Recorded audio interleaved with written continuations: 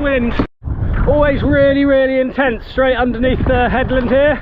Keep going a bit further, I can see the wind line. It's about 150 metres. At the moment it's pretty flat, but as soon as I get around this headland, I'm going to get some bumps. Woo! I'm going to be slow now. So I'm going to do another 25 metres, then go for it.